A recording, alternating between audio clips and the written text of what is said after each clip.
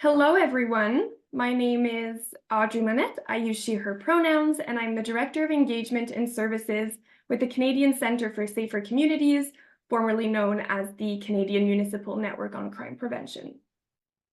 On behalf of CCFSC, I would like to welcome everybody to this webinar entitled Having Difficult Conversations in the Context of Community Safety and Wellbeing. This event is part of our Future of Safe Communities speaker series, which is an ongoing series, and there will be some additional webinars to come here shortly. Bonjour tout le monde, bon matin ou bon après-midi. Mon nom est Audrey Monette, je suis la directrice de l'engagement ici au Centre canadien pour des communautés plus sûres. Au nom du Centre, j'aimerais vous souhaiter la bienvenue à ce webinaire intitulé « Avoir des conversations difficiles dans le contexte de la sécurité et du bien-être communautaire ». Pour les participantes francophones, veuillez noter que la présentation va se tenir en anglais, mais l'option d'activer les sous-titres en français est disponible dans le menu au bas de la page, au bas de l'écran. Quand vous cliquez sur l'option de sous-titres, vous pouvez activer la traduction et indiquer la langue dans laquelle vous voulez traduire les dits sous-titres. So I'm just explaining how to activate the subtitles. The presentation is going to be held in English, but we have some Francophone participants who will be following along with some subtitles. So before we begin, I would like to acknowledge that I am joining you today from Gatineau, Quebec, which is the traditional unceded territory of the Algonquin Anishinaabe Nation. If you don't mind, I would like to encourage everybody who's on the call to maybe just quickly post in the chat the traditional territory from which you're joining, and that way we can start off in a good way by recognizing Indigenous land from coast to coast. That's represented on the call today. And I do this land acknowledgement as a small act of reconciliation to honor the land and Indigenous heritage and history. And I also think it's very important to reiterate that when we talk about community safety and other related topics, such as the ones we'll be discussing today, it's crucial to recognize that a number of those challenges disproportionately impact Indigenous communities in this country, and that a lot of those challenges can be explained by intergenerational trauma, by some of the negative life experiences that were left by residential schools and colonization. And we'll continue to consider those systemic barriers and those inequities when we conduct this work related to community safety and well-being across the country. So before we get started, I'm going to share my screen and do a bit of an introduction and set the stage briefly for the conversation that we are going to be having today. There we go. Can everybody see the screen okay? Awesome. So for those of you who are not familiar with the Canadian Centre for Safer Communities, I'll start by providing some very brief background. So as I mentioned, formerly we were known as the Canadian Municipal Network on Crime Prevention. And as an organization, we bring together urban, rural, and Indigenous communities across the country to really foster community safety and well-being through training, through research, through knowledge exchange. So we're a membership-based not-for-profit organization, and currently we represent over 100 communities and approximately 50% of the population. Our work is guided by a concept of community safety and well-being that's quite broad, that includes, local assessments and planning processes, a variety of preventative measures, multi-sectoral approaches, public engagement. And all of that work is very much rooted in the understanding that communities are best positioned to work at the local level to identify what are the specific needs of a community, what are the root causes of violence, of victimization, and of a sense of safety. And so we really serve as a community of practice by practitioners for practitioners to move this work forward at the local level. So the topic for the session today is having difficult conversations in the context of community safety and well-being. And the reason why this topic came up is because we've been observing sort of I would say an increase in social polarization, specifically around topics that relate to community safety and well-being at the local level.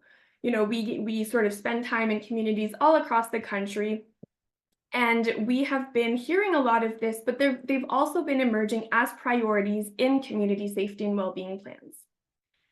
So on this slide here, I have some examples of actual priorities or challenges that have emerged in communities across the country related to community safety and well-being. So obviously this won't be a surprise to anybody, but we've been hearing how racism and discrimination has significant impacts on the safety and well-being of communities, and that includes anti-LGBTQ sentiments, anti-Indigenous racism, anti-Black racism. We've been hearing that more and more at the local level and how it impacts community safety. We've been hearing about and seeing increases in hate-motivated violence, including against unhoused individuals. The Homeless Hub actually published a research quite recently focusing on this topic.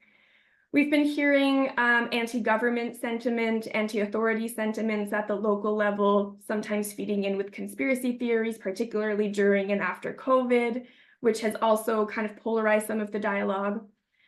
And I would say most of all, what we've been hearing and seeing is polarization in the philosophies of approaches to social challenges, whether that be houselessness, mental health, substance use, harm reduction, extreme polarization on what people want to see their governments and their communities do in response to some of those challenges. And so we're working on a different project alongside the speaker for today, who I will introduce in just a moment. And we got chatting about this polarization that we're observing and feeling quite strongly. And Barb, who is our speaker today, Barb Collombin, who is associate faculty in the School of Communications and Culture at Royal Roads University in Victoria, we were having this conversation, and Barb said, this is something that I teach, and the students are so interested in hearing about this. It's something that comes up all the time, and I think we're all really feeling the need to just bridge that dialogue. What does it mean to have difficult conversations? What can that look like? What are the implications in practice for everybody? And so that's how this session for today came to be. We got massive amounts of registrations, which I think really kind of just shows and is a testament to how timely this conversation is. So Barb, thank you so much for your willingness to share your knowledge and your insights on this topic. We're so happy to have you to guide us through this conversation today. In terms of some quick housekeeping, the slides that Barb will be sharing are going to be made available to everybody afterwards, so don't feel like you need to take a bunch of notes on what's on the slides. We'll be sharing those. And we're also, we are also recording this session. If you have any colleagues who weren't able to make it, we'll be sharing the recording with everybody afterwards as well. So with that, I will hand it over to you, Barb. Welcome and thank you so much. Thank you, Audrey. Hello, everybody. Really nice to be here today and to be in the space with you and to have this conversation. I'm going to share a PowerPoint and go through just some slides, and then hopefully we'll have some breakout room space, some time to reflect on what I've shared, and then I'll go back and give you some more tools. I feel like I have well over 90 minutes of tools to give you and ideas around what we're talking about. Not enough time, but like Audrey said, I do have on the back of this PowerPoint a page of resources that I've drawn from for this talk. And I also have my email. So if you are interested, if you want to reach out, please do. And I'm happy to share and develop anything with you. So I'm just sharing my screen right here, and I'll start at the beginning. So yes, difficult conversations, that's what I've called this. And before I go any further, I myself want to give some gratitude to where I live. I'm coming to you from my home office in Saanich, BC, which is just outside of Victoria on the Wasanich lands, not very far from Royal Roads University, which is on the traditional lands of the Cosampson and the Lekwungen people. So I'm very grateful to be on these beautiful lands. This shot actually is of our beach where I get to walk every day. That's very close to actually what was a traditional longhouse that the Wasanich people had. And there's some interesting excavations and archaeological sites that are happening in this area. And I'm so interested to learn more about these beautiful lands that we live in. And so I'm going to talk a little bit about myself, how we got to this topic. We're going to have breakout rooms, like I said, and then plan hopefully a way forward. A little bit about me. I was born in Edmonton. My parents were from the Maritimes. They moved to Alberta in the 1960s. I did my undergrad in Ontario, and I live in British Columbia. I have visited almost, I think with the exception of 3 provinces and territories in this country. And it's given me a fantastic sort of view on what it is to try and work and live here and be in community here. I worked overseas as well in different countries. I've lived different places, and I've always sort of been in communication. I went back to Royal Roads in the early 2000s and did my schooling, my master's degree in communication as well. And presently, these are the courses that I teach. And in all these different courses, the conversations of how do we have these conversations comes up. Whether we're talking about change management, whether we're talking about working with teams, whether we're talking about trying to create new space, community, all of that, build culture in organizations. It's all about how do we talk to people who aren't agreeing with us. And I think it's pretty obvious why, just as Audrey pointed out, there are these types of conversations happening. We're seeing a huge polarization in what's happening in our society, thanks to technology, thanks to politics, thanks to distraction, thanks to the crazy times that we're living in a lot of ways, that the change that has happened in the past 10, 20, 30 years. Quite incredible. And we go in these cycles, and especially for those who are working in community development, we go in these cycles of coming up against these problems. So it used to be in organizational communication, we used to say that we lived in a VUCA world, right? We lived in the time, this was a military term taken from the 1980s. Things were vulnerable, uncertain, complex, and ambiguous. But now, since then, since COVID, since what's happening, we're in what's called this sort of banny state where things are brittle. Systems can break. We witness that. Everybody is anxious. There's a nonlinear approach to how things are getting done. And to many, it's incomprehensible. And when we think about these times, you know, it's quite interesting to draw on why that's happening. And I'm drawing a bit on the book called The Persuaders that's just recently come out from New York Times writer Anand Gurundas. And he talks about this idea that, you know, persuasion is the ability to reach across differences and believe that others are movable. And to think that you yourself have the capacity to be moved, right? And that's sort of the heart of what our democratic society is built on. But we have this psychological challenge of change and uncertainty that's happening in our world. And it, you know, it sets the context for very vulnerable and intense discussions with people. This transformation that's happening in our society has been very quick when you consider the history of time. And people are going through a lot of change, much like, you know, industry that happened that changed society, things like automobiles or plane travel and stuff like that. So we've had these shifts, and cell phones, smartphones, social media has really created a lot of that. So we're living in upheaval, in areas of upheaval with things like race and gender norms. Manufacturing is changing. Colonialism is being criticized and dismantled to many extents. You know, the leaders of the world that we know, you know, masculinity itself is being dismantled in a way. The shape of our economy, our jobs, even our education, what that means is changing. So what we need to have a stable life for many people is not the same. I know I don't have to tell you this. We're all living this, right? But many people have this sort of allergic reaction to it.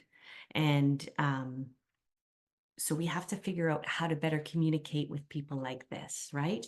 How we can cognitively make sense of it all. And that's sort of at the heart of this issue of having conversations with people that we don't agree with, because what we do sometimes is what Adam Cahan calls enemify people, right? If they don't agree with us, if they don't see what we're thinking right now, they're our enemies. And that can create a lot of problems, you know. Our whole democracy, our whole society is based on the idea that together we collaborate, we have dialogue, and through that we come through with consensus on how to change things. And that's also becoming, you know, one of the biggest threats in our society. So we have to figure out how we can persuade with vision of what could be. And then the other problem about that is that a lot of people who are having these conversations aren't sharing a vision that other people can understand. I myself, growing up in Alberta, knowing what it's like, for example, the fossil fuel industry, I don't think that we've done a great job at telling rural Albertans what the future could hold for us. I think we could have done better. And it's the same thing with how our communities are changing, how we can help make people feel safe in communities, everybody inclusively. That's what really the core of these better conversations are all about. And it's, you know, persuasion's really the very heart of democracy. And if we believe that we'll never be persuaded or we'll never change our mind, we're in trouble here. So that's why we have to focus on talk, conversation, and connection. It's really the best tool for future making. And I have a few quotes that I always refer to in my classes. They're in every course that I teach. One's from 1970 in the book Future Shock by Alvin Toffler. This ability, you know, we really need to remind people that we need to learn and unlearn and relearn, and how important that is.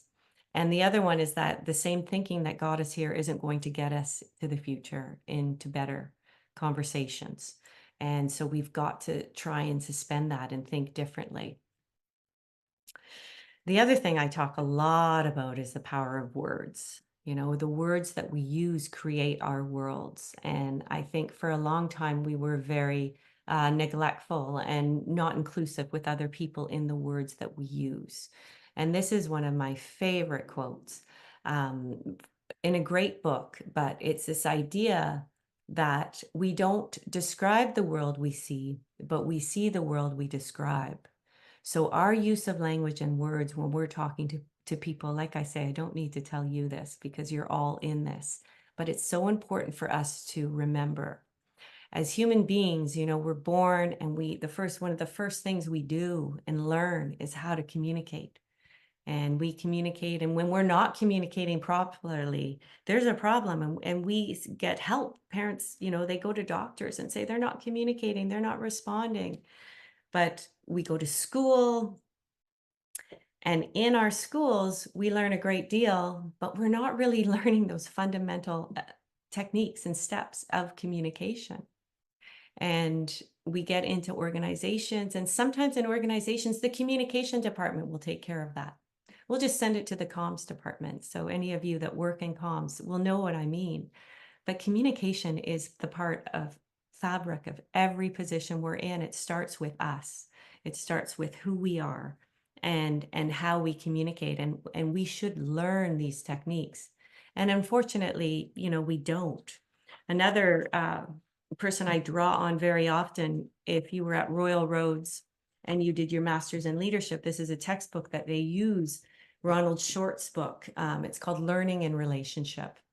And he talks about how we have these multiple learning relationships in every part of our life, right? With ourselves, with other individuals, with people we work with, people we live with. But we are the center of every relationship we're in. So, effective communication really starts with us. So often we have these stories that we make up in our head about the situation. And, what we need to do is we need to make sure that we're sharing them and that we're listening and understanding what other people's stories are, and then revising our story based on that information. It sounds very simple, but it's difficult to practice. But I like this sort of formula because it's quite easy to think about. And that's a great textbook if you're interested in this anymore.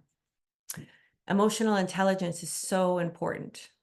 It's what high performing leaders have, this idea of understanding their self in organizations, the ability to express themselves, your interpersonal interactions with other people, understanding how to connect with all different ranges of people, and your ability to make decisions, your ability to handle stress. And that's something else that's very difficult for us to happen, or for us to have happen in this environment. Stress management is actually one of the biggest deterrents of emotional intelligence. So you can be, have great self-perception, really know how to express yourself, fantastic with interpersonal relationships and decision making, and have a real drive and goal. But if you can't manage stress properly, all of that kind of crumbles. So it's really important to be able to do this. And we talk about this state of coherence when we're in communication practices. So coherence is this idea of being resilient and energized, joyful, patient, mentally clear, and intuitive. And the opposite of that, you can see on the left-hand side. So when we're working with people, when we're in our jobs, when we're interacting with people in the community, I mean, our goal is always to be coherent, but how to get to that state is up to the individual. What makes them coherent? What helps you when you're stressed, when you're overwhelmed? And, for me, a walk on the beach is something that gets me in a coherent state. Maybe having some exercise, connecting with family, hanging out with my dog, but it could be something completely different for you. And it's important for us as individuals to understand what helps us become coherent. This sense of coherence is so important for us in terms of stress management, because if we're confronted with something new and anxiety inducing, and how we respond to it individually and collectively, it really depends on our ability to make sense of the situation, cognitively, instrumentally, and emotionally. So do we see the situation as comprehensible? Do we understand what's going on? Is it manageable? Do we have the resources to cope with the challenge? And are they available even? And are we motivated to cope with the challenge in terms of, is it worth taking on? What does it mean for us? So if these three sources of coherence aren't present, we're more likely to be overwhelmed with situations. And I think what this model does is really help us understand why so much anxiety is in our communities right now, because many people don't feel like they have these three attributes. So when I want to make sure that I'm in a coherent state when I'm listening to someone, self-regulation is really important as a listener. So I try and shift into a coherent state. And I do that by just thinking about my posture, thinking about my eye contact, my nonverbal communication, what the intention is, of course, to be respectful, to be appreciative, to receive, to have compassion, and to really practice this listening. We'll talk a lot about listening in the next little while. Listening to what's being said without prejudging, and listening and waiting for completion, so no interrupting. Give feedback by communication, what the person has just said, and then asking a question. Did I understand you correctly? So getting into that coherent state, for me, it's just thinking about something that helps me be in that state, empowering myself, thinking about, a swim in a lake, or or my dog or something like that. For other people, before they walk into an office, a meeting, an intense situation, I love this sort of acronym and mindfulness called STOP. Just think about STOP, and that's whatever you're doing, just come into the present moment. Take a breath, deep breathing, really feel it, sort of fill your belly, breathe it out, and then observe thoughts and emotions and feelings, and then proceed. So that's a nice way. Another thing is just to stop, breathe, and feel your feet on the floor. And I listened to somebody I know who was a doctor who actually would do this. She'd see 30 or 40 patients a day. And as she knocked on the door to see that patient, she would stop, breathe, and proceed. And it really helped her get into the state of coherence and the state of accepting. So, a lot of the time when we're in these conversations, when we go into situations or when situations are coming to us, we don't have that coherent state. So if you're faced with something, if someone comes up to you and says something to you in an intense exchange, just stop, breathe, and feel your feet on the floor, and then you can proceed. It always helps. So another concept that I draw on when I think about how we get together in groups for all the classes that I teach or in organizations that I consult with, I always think of this concept of ethical space of engagement. This is the work of Elder Willie Ermine out of University of Calgary. In 2007, he was trying to figure out how he could, in this sort of colonized state of a university, create space to reconcile with what was happening after the Truth and Reconciliation Commission, how to work with students, how to have these really important conversations, and do that in a space that brave spaces are fantastic. Brave spaces are really important, but they're exhausting. And they're often exhausting for people who are minorities or marginalized, because they seem to be the ones, we're learning more about being allies, but still brave spaces are tiring. So that's not right. And safe spaces are wonderful. We all need safe spaces, but some would argue that in work situations, minorities and marginalized people never feel safe. And in a lot of ways, there's no comfort, or there's no growth in comfort.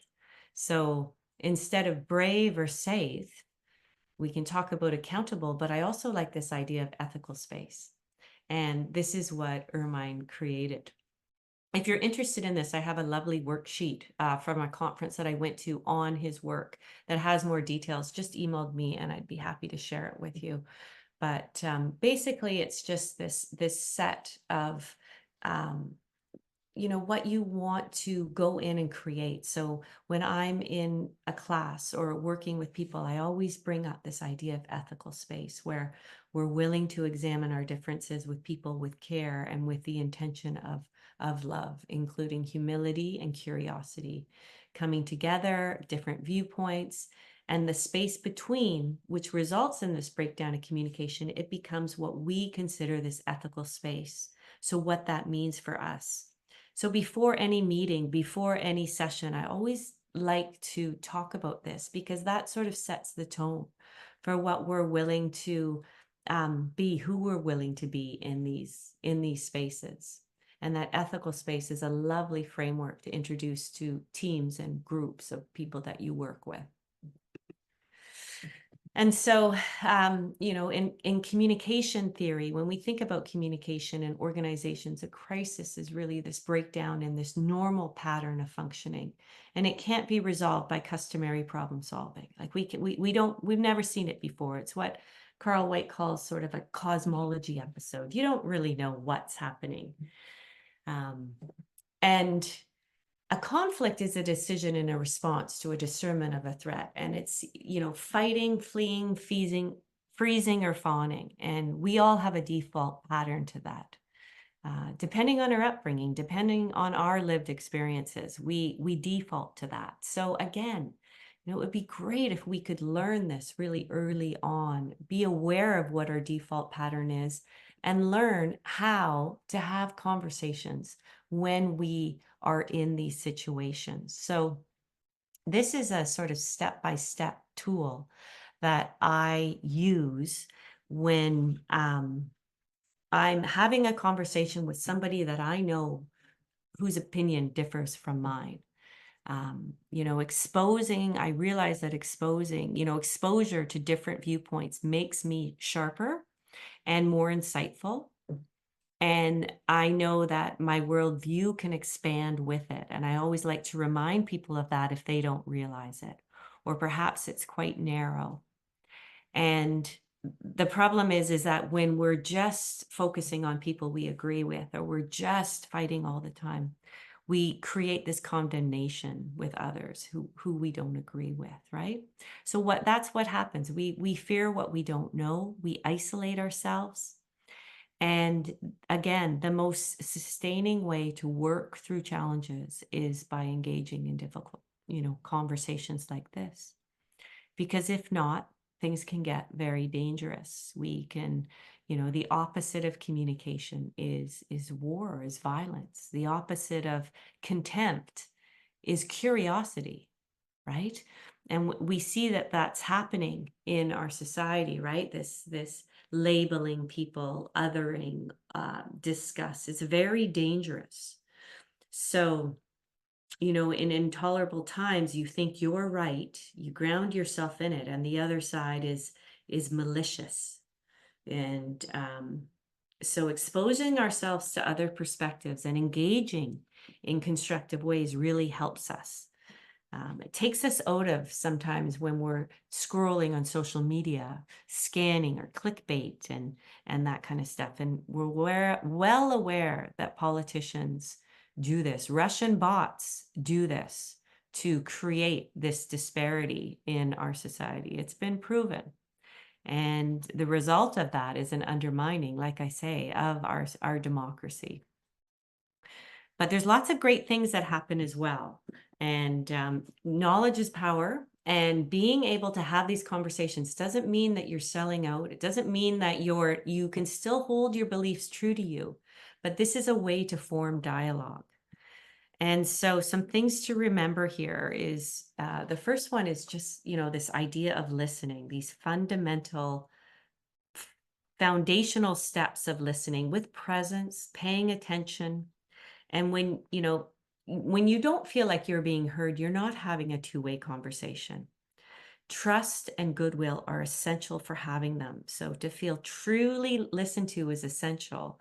And sometimes in these heated conversations, just saying, I'm going to listen to you. I'm at a different place with you right now, but I commit to listening to you. Would you be willing to do that with me? And then what's another thing that I have found to be very effective in these situations is to restate their argument, to actually echo what the person has just said. What it does is it proves that you're listening. And what you can actually do is you can create a rule that only state your point after you agree that they agree that you have understood them. So you could even try and make their point stronger than they did. And it's really interesting when this happens. It's the opposite of attacking. And you're listening with the intention to understand, but you're strengthening someone's argument before you state your own. And what that actually does is it makes your argument stronger. And people are more likely to trust and listen to you when you do that. So it's validating their points, but it's going even further. And once you start to do that, there's a real shift in a conversation. It takes practice. And just to remind yourselves that, be honest with what you don't know. Sometimes when you're in an intense conversation, and I don't think this happens as much as in work, but sometimes in personal relationships, and you're arguing, sometimes you add some facts and figures, maybe embellish a little bit just to make your point fantastic. And it doesn't help. It doesn't give you that credibility. So humbling yourself, and what it does is it sort of disarms people and it gives some grace for space. When you're honest about what you don't know, people have more trust. And I think that is something that's very relevant in our world. We in traditional organizational settings, the leaders always had to have the answers. They were a certain persona. And to say that you didn't know an answer was weak, but that's an absolute opposite for what we need right now. We need that not knowing. We need that space for not knowing, and we need that dialogue. So really prefacing that is important and fantastic.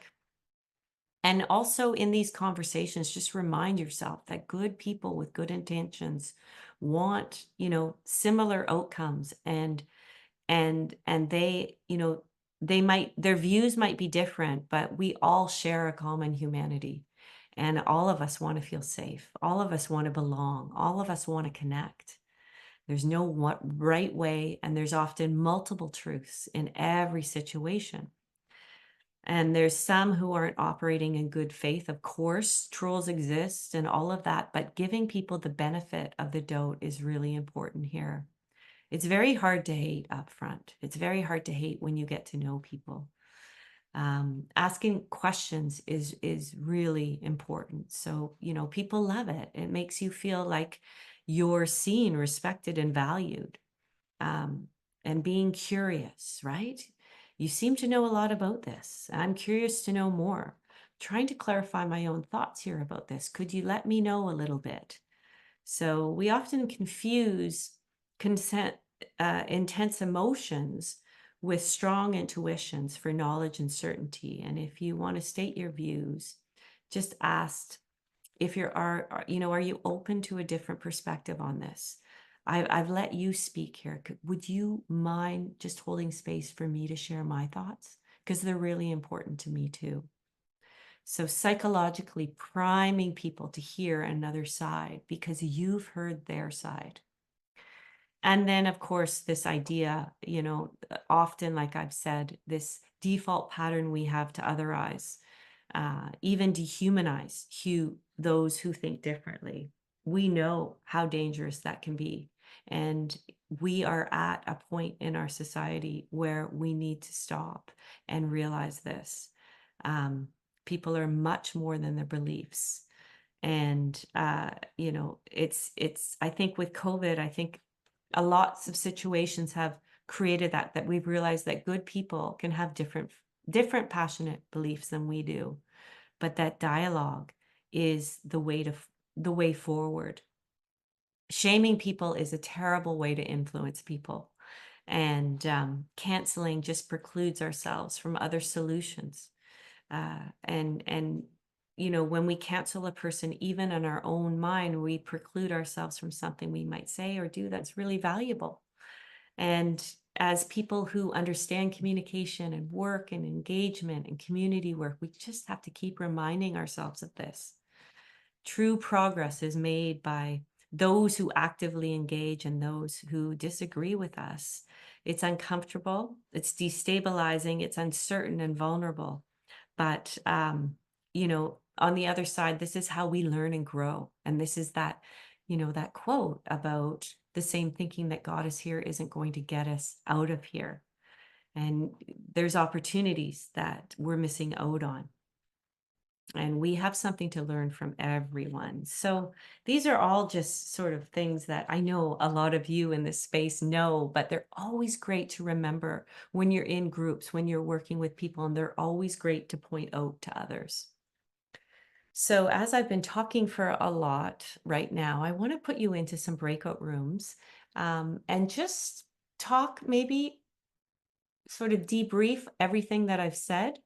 And try this. I'll put this in the chat box, actually, this idea of listening, restating an argument, being honest about what you don't know, the goodwill, asking questions, and try this in a scenario. Pick a scenario or a conversation that you've had recently with someone whose views aren't your own, and role play a bit, and try and have that argument with both sides using these steps. And see if it's helpful, especially this idea of restating the argument. and that way forward. And I think you'll see that kind of shift that happens. So I think Audrey's going to put you into breakout rooms. I'm going to stop sharing, and I'm going to copy and paste these 6 points into the chat so you can use for context. Oh, a little weird, but it works. And oh, Audrey, look at you. That's fantastic. Thank you.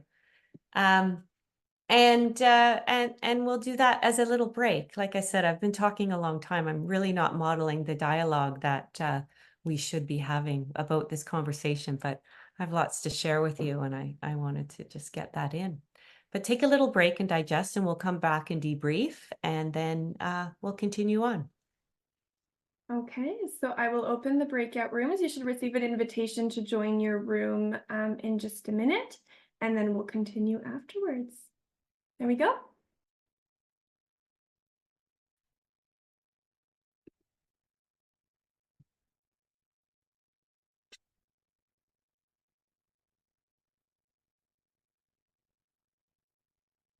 Okay. So these next sort of slides combine a lot of what I teach in my courses on communication, and they're using sort of the foundation, these 5 modules that I've learned from the Better Conversation Foundation, which is an open source, wonderful organization based out of the UK. And it is about this, basically, how to have better conversations. I personally agree that, or feel that, as much as I can share all the content of what I teach and what I use in my consulting and what I have, the better off we're going to be. Like, for me, it is the opportunity to just share as much as possible. And courses, the Better Conversation Foundation has courses you can sign up with. I've taken this course. It's been fantastic. And I actually work with organizations and teach this course to organizations. But it's based with on the premise of this idea of increasing your awareness of your own state and how it can affect your conversation, supporting you to notice and get curious about your conversational partner's state, developing listening, questioning, and curiosity skills, building on your existing conversational approaches, and then helping you determine your own outcomes for these type of conversations and how to achieve them. So the first thing you do is you think about your state.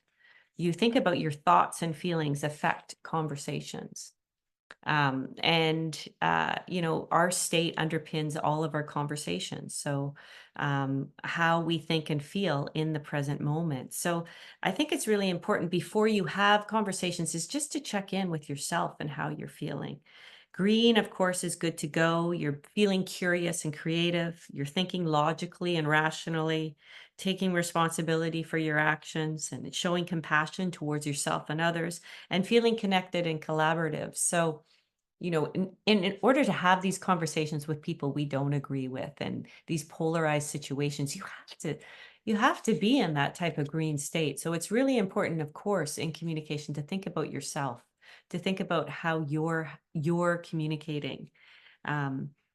It's important to recognize that. Amber is that, you're maybe a little disrupted and you're unsure.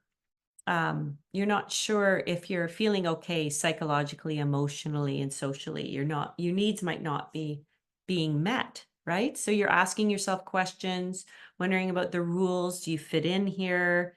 You have a little discomfort. You're not saying much or talking much, and you're more concerned with social hierarchy than you really are about the dialogue, right?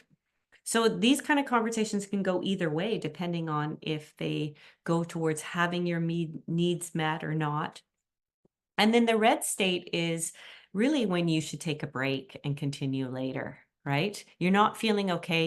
You feel unsafe psychologically, emotionally, and socially, or physiologically even.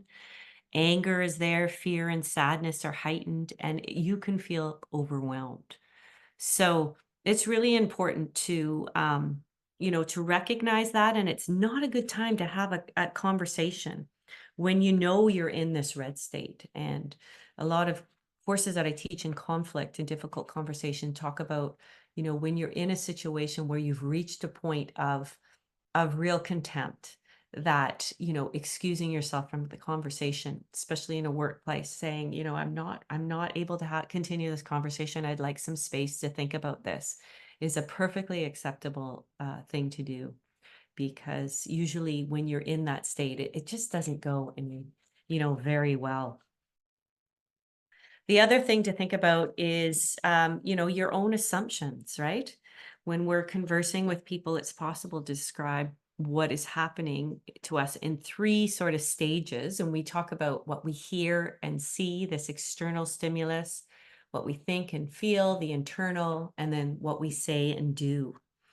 So, you know, to understand what we're paying attention to, wondering like what we're seeing and hearing tells you what's happening, and that helps with what it is. But also what's important is to think about your internal state and how that relates to what you think and feel about it.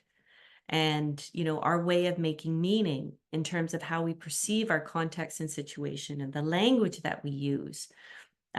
It's all about really our assumptions about ourselves and other people in the situation. And then, of course, what you say or do has a lot to do with that as well. Um, when you're wondering about your assumptions, asking, what am I assuming here? What do I think is true? What am I making up? What's the meaning I'm making here? And how am I feeling? What's the impact it's having on me? And of course, from that, you go into this sort of external response, and that's the internal processing that you go through, which is usually rapid and takes some practice. You decide to say or do or not say or do something. And this is what gets observed by somebody else. And there's lots of books that talk about our own experiences, how we are trained in things, how we view the world based on our experiences, and what that means broadly for society. We Chris Argyris is a theorist that I talk about, a psychologist. He has this ladder of inference. We climb all the time. This was created a long time ago, and it's this idea that we see things that happen and we select them based on what our interpretations of what they mean. We climb this ladder, right? We apply our existing assumptions, we draw conclusions, and then we develop these beliefs and we take actions on them. And it's not really without questioning this observed reality, and the meaning we make of it.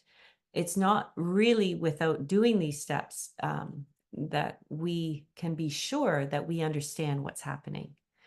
And there's lots of, I actually have a video on it. It's a great model to, I'm sure all of you know this, but it's a great way to describe it to people that maybe don't. And I find that this is really a valuable way to describe our assumptions and sometimes what they aren't true, and that they're based on our own experiences and what we know from the past. And that's, essentially what Malcolm Gladwell's book is about as well. And then the third part is context. So how we make sense of it. And, our brains sort of process this data and signals from our bodies differently depending on the context we're in. And it helps explains why we interpret things differently, and we have our own version of events and experiences. It's complex. Context is very complex, as we all know. And we chunk it into these different parts, sort of psychological, our emotions, our perceptions of our physiological state, our intention, our motivation, our social relationships with the people we're having the conversation with, the roles they play, the rules they follow, the cultural implications, what's going on, where we are, the language and the communication patterns, and of course the historical situations, what's happened in the past, and what's happening regularly in similar situations. the time-related aspects, the temporal, so what time of day, the schedule, the sequence, the conversations, and of course the environment. Where are we? How are we having these conversations? Often we need to feel comfortable to have really intense conversations with groups of people or with people. That's why sometimes when you want to build rapport with someone on your team, taking it outside the office, going for a walk, going for a coffee, removing the space you're in is key. And I know that's the same with a lot of Indigenous groups and people from marginalized populations. There's all sorts of situations where they're not comfortable. So they overlap, these contexts, but they're not mutually exclusive categories, right? They're intended to help you think through different aspects of the context before you're having these conversations. And of course, it's this idea of listening with curiosity, as I've mentioned, so often. And I love this quote and this website, actually, Time to Think. The quality of your attention impacts everybody around you. And that to me is really powerful. And it's also something to remind people when you're going into a meeting, when you're going into a group, just the importance of what we're doing. I mean, we are really soldiers of community development and connectivity, and we're trying to save our society with our conversations with each other. That's how we're going to do this. That's how we're going to minimize this polarization that's happening. This ability to listen without interruption, to accept and extend our understanding, and this idea of improving conversations by listening. So it truly helps. And we know that, but it's really helpful to remind people of it. Assumption-like questions. Sometimes when you're listening and you start questioning, it can sound like an interrogation, and we don't want to do that. So that's where we use this the field of clean language. And I have some resources actually in a book for you on clean language, which I find really effective in these situations and asking questions. And it's this idea of, light questions. So what were you seeing or hearing that lets you know that? What tells you it's like that? Or, saying you're curious. When I hear you say this, I imagine whatever it is. Is that what you mean? Can I just check in? I want to make sure I interpret this properly. Asking about impact. What impact did this have on you? What's happening for you right now? What are your thoughts? What brings you here? All of that. What would you like to have happen? That's a great thing to ask at the beginning of the meeting. For this meeting to go just as you'd like it to be, what would that be like? So really asking people almost to articulate what they didn't know they knew. And that's that whole concept around clean language. So listening, generous listening, and finding inspiration in the lives of other people. And that's, we learn about ourselves when we listen to other people. And creating this something new and some possibilities. We have to listen to hear unexpected things. We don't have all the answers when we're with each other. I always talk about this idea of level 1 listening, and I think we're all guilty of doing it. I certainly am. I often, sometimes, especially with my kids or people close to me, I'm just listening to what's being said and I'm preparing to respond. I'm, often I'm not really listening. I just want to respond. And sometimes I just, find myself, I'm just talking about myself instead of what this person is saying. That's the level 1. Level 2 is this idea of listening to understand. So you're listening to what's being said, you're focusing on what they're saying, and you want to build understanding. You're paraphrasing, you're summarizing. That's fantastic. A lot more energy is involved in that. And then level 3 is, called global listening, universal listening, empathetic listening. This idea that you're listening to what's being said, but you're also paying attention to what's not being said. You're looking at body language, tone, all of that. You're asking questions, you're paraphrasing.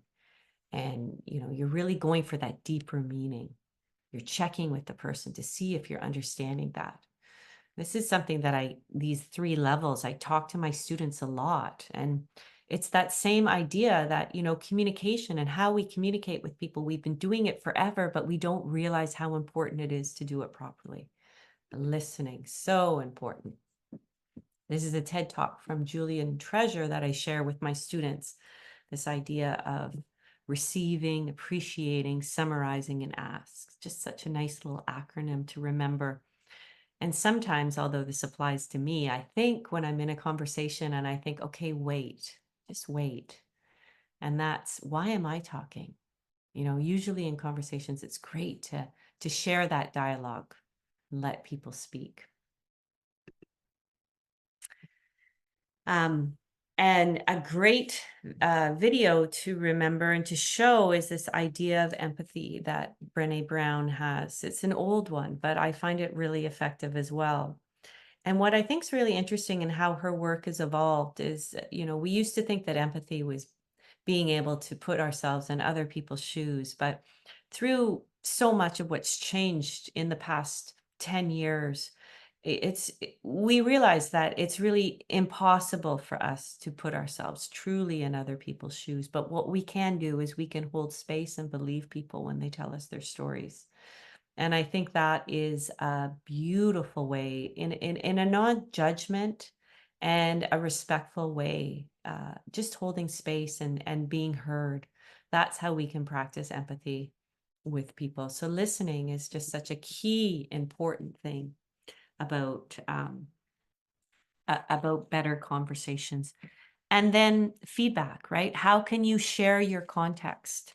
Really important. And this is when we talk about the difference between intention and impact in communication. So we often judge ourselves with our intention, and we are often judged by our impact. And that is the difference. And a lot of people, I'm sure you all understand that, but a lot of people don't understand that. So, that's when a lot of people say, oh, that's not what I meant. But it doesn't matter what you meant. What matters is the impact you had. And it's very different. So it's important for us to distinguish that, right? And it's important to think about that, especially when we're talking about situations that have happened and the impact it had on others or the impact it had on yourself. And recognizing that is really important. Because, the most important reason for the focus on these type of conversations is connection, right? And it leads to all sorts of things, better communities, better relationships, better outcomes in everything we do. So connection comes from understanding both ours and other people's context.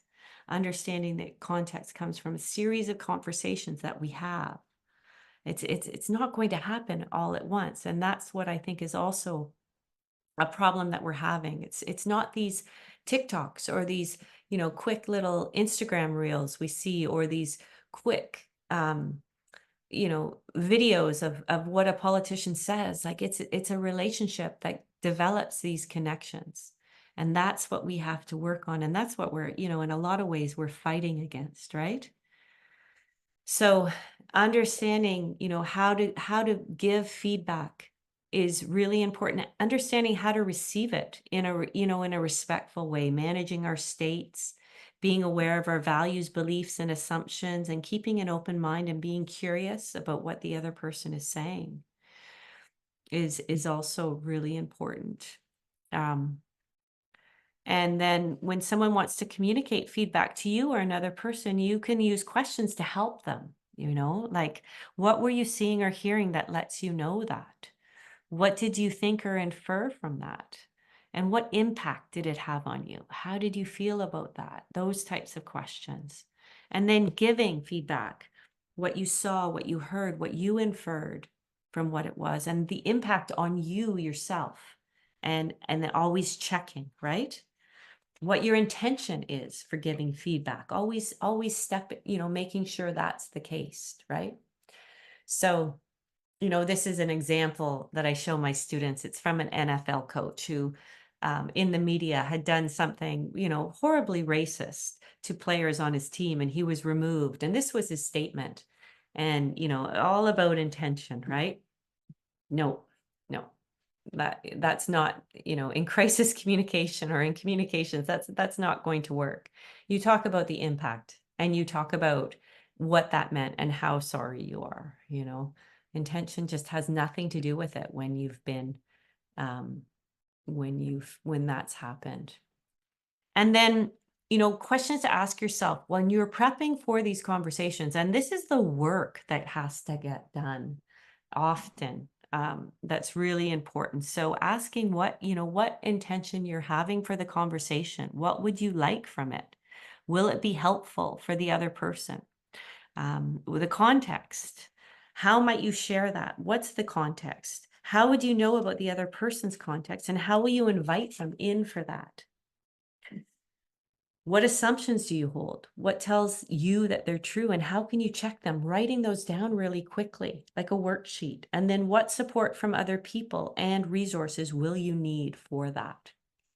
Those are great, that's a great prep for these better conversations.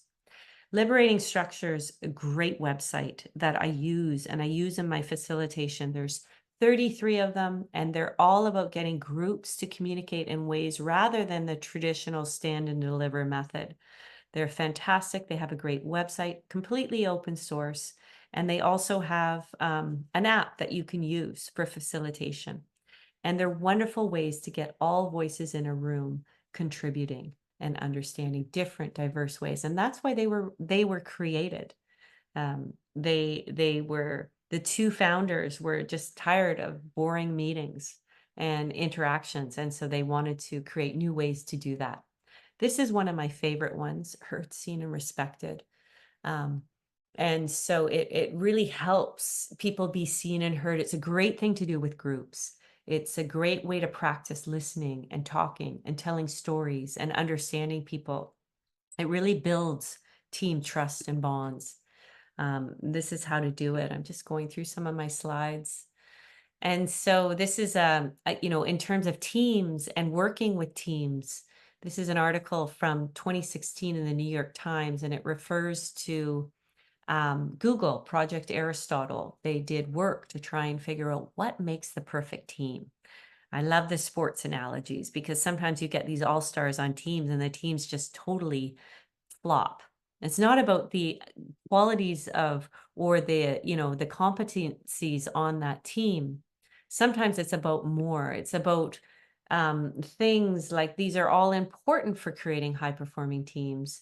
But the two most important things is that what was discovered by Project Aristotle and what Charles Duhigg writes about in this New York Times article that I've linked, is that it's actually conversational turn-taking and social sensitivity. Those are the two elements that create the best teams. And, that's basically psychological safety. So it's really important for us to remember that. And also to garner that in our groups together. Shared stories, mutual trust, and dialogue. That's how we feel safe together. I have a few other slides, but I realize that I am out of time, but I will include these slides and all the resources that I have with them.